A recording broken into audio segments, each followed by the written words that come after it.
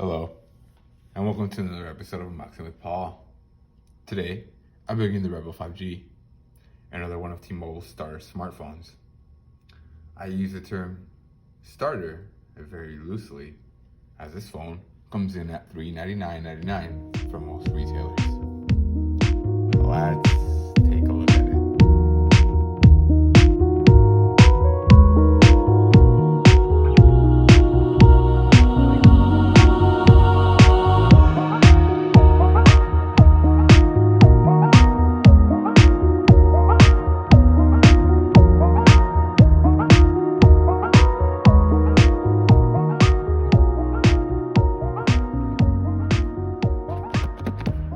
Again, the first thing you're gonna notice when unboxing this phone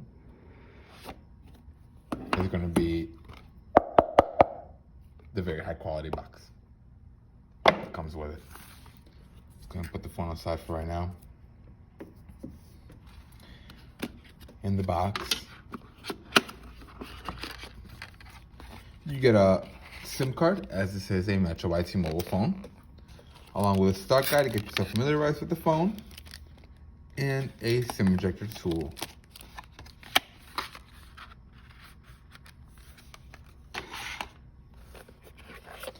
In the box, we also got a USB-C cable that is cloth braided. It is much nicer, much higher quality than other cables I have seen include with smartphones.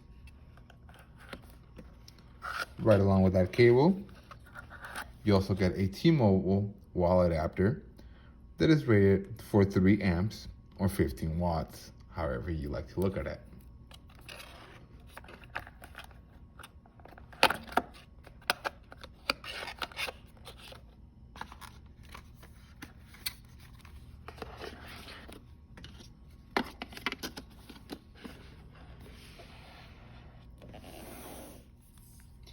Now for the phone itself.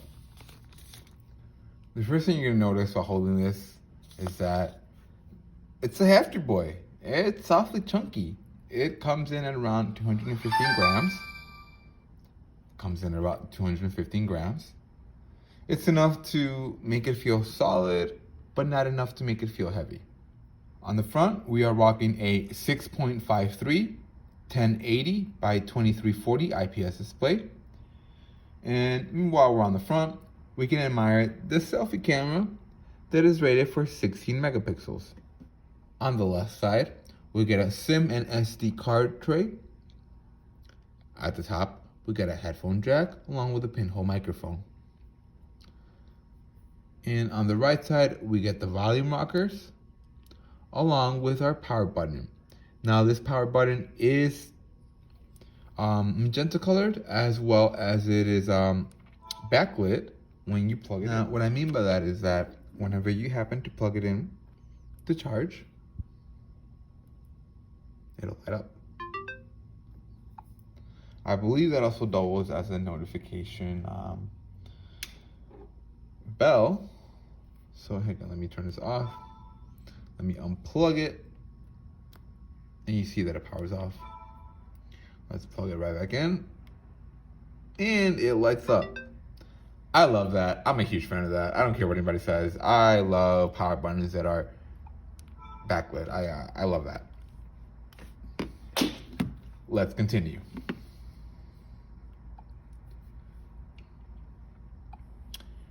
At the very bottom, we have our speaker grills, which I'm sure are also hiding some sort of microphone on there, along with the Type-C port that is used for both data transfer and charging. Now for the rear of the phone. T-Mobile technically calls this Black Nebula or Nebula Black. I have to look at it again. It's basically magenta colored. It's textured to where it doesn't really pick up fingerprints. It picks up some smudges, but not really. And as you can see, it has a different color depending on which side you're looking at it from. It's a very, very nice glass back. And meanwhile, we're back here already. We also happen to have a fingerprint scanner along with some very aggressive T-Mobile branding. We also seem to have a triple camera array back here along with our dual tone LED. Our main camera comes in at 40 megapixels. Our secondary camera is an 8 megapixel ultra wide, and our final camera is a 5 megapixel macro lens that should take nicer close-up pictures and everything that is very zoomed in. Now, inside the phone itself, we happen to have 128 gigabytes of internal storage, 109 of which are available to you right out of the gate. We also happen to have 6 gigabytes of onboard RAM and a Snapdragon 765 processor.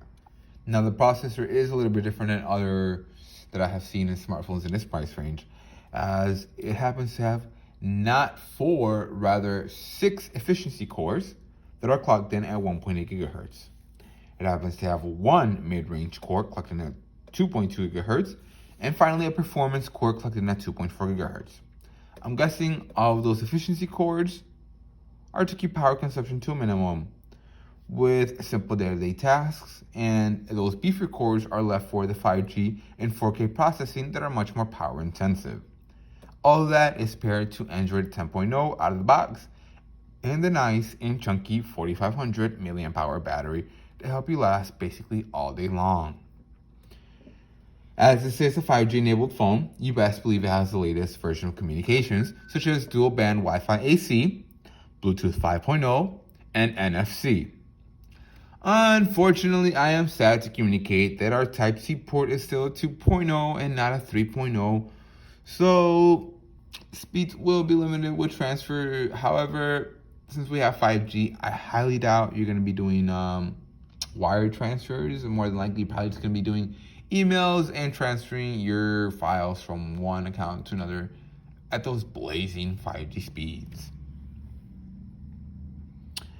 Like I said earlier, this phone thankfully does have a fingerprint scanner in addition to face recognition. However, because everybody's always wearing a mask, 9 times out of 10, facial recognition will not work. Thankfully, we happen to have a fingerprint scanner that it will always work in case your facial recognition doesn't. Now, this phone is nicely laid out. It's not complicated. It's not hard to use. It's not easy to get lost in. And there's not too much bloatware, actually. The one drawback, though, is that if you can see this home screen, and as soon as I move one app around, you're going to see what I mean. The apps down here are fixed. You can move them around, but there will always be 5 pre-designated apps that are going to be down here. In addition to that, this Google home bar, this Google search bar down here, it's fixed as well. You can't do anything with it. A lot of people would dislike that. Usually you have the option to move things around, and I mean you can move that, and you can move this and there, but it's still fixed to a grid, and those always stay down there no matter where you go. And this Google search bar really drives me up the wall. I wish you could move it around. I wish you could do something with it. Unfortunately, you can't. It's one of the downsides of this phone. If you can deal with that though, and if you can happen to look past that, this is a very nice phone that packs quite a lot of features. Again, may I remind you, 128 gigabytes on the storage, 6 gigabytes on the RAM, an LED power button, a textured glass back, a triple camera setup, fingerprint scanner, facial recognition, a very nice screen, NFC, Bluetooth 5.0, Wi-Fi AC, a headphone jack, Type-C, and more importantly, 5G is present in this phone. All those things make this phone a very solid option. Let's go ahead and find out how this phone does with a little camera feature. So, for camera, let's go ahead. So here's camera function. We have auto, we have video, we do have portrait mode, We also have Super Night and Pro Mode. Now it looks like in the Pro Mode, you're able to adjust ISO, exposure, I'm not sure what that is, lighting, and yeah, I don't know what those are. Let's go ahead and take a picture in auto. Let's see how well it takes a picture. Okay, now we're gonna take one picture of our outside.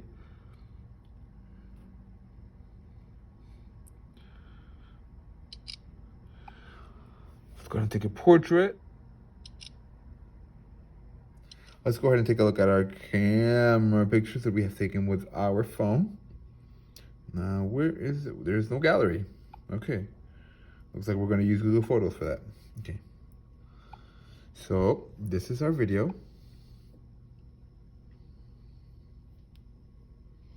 This looks like you can really, really zoom in. And you can really, really zoom out. That is a bit of a close-up picture. I mean, you can still read that, but... And then this was one of our portraits, I believe. No, was this a portrait? No, this is just a normal picture. Let's go ahead and zoom in. I mean, that seems like a fairly clear picture, a little bit soft when you zoom in. But not a bad picture. Now this was our portrait mode. You can see the stuff in the background blurs. Not bad. Definitely not bad. And the close-up shot look really well because you can even see the dust on my iPhone.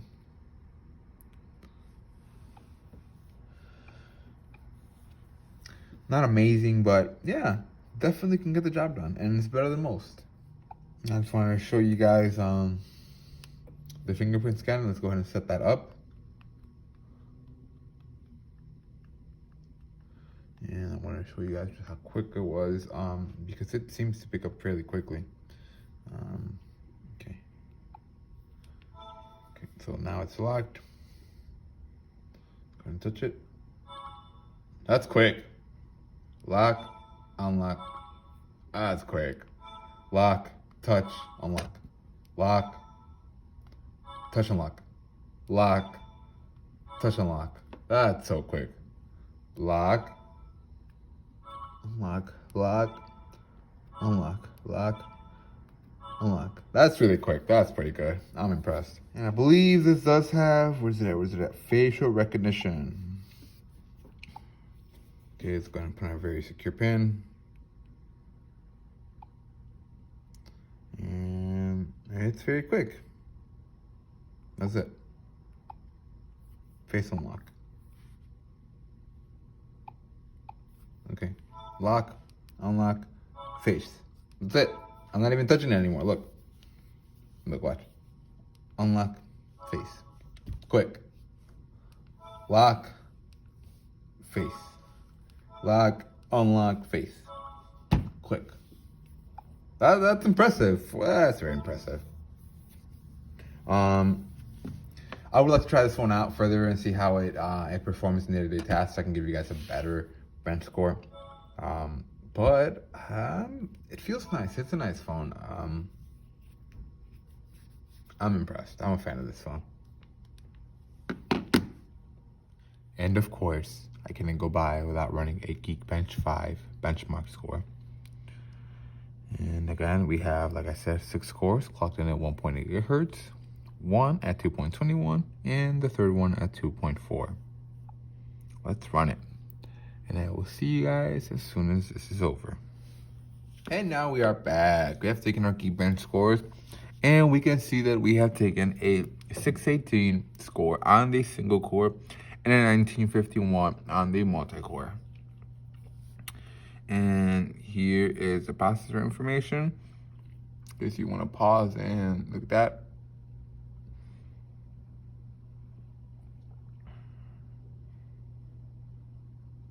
For all you people that are interested in these kind of benchmarks, here they are.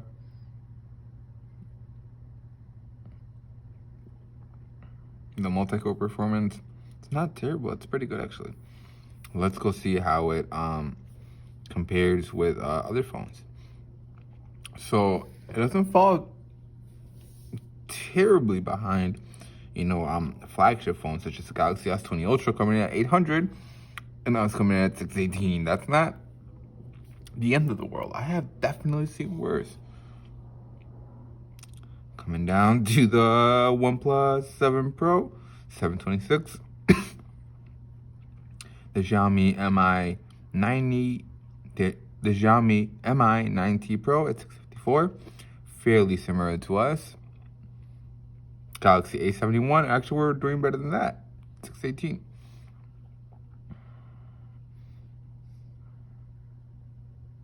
So we're actually doing not bad. We're not too far behind other phones in similar ranges. So we're at what, 1951? See, what else do we stack up against? This is Xiaomi Pocophone F1, and that's about it.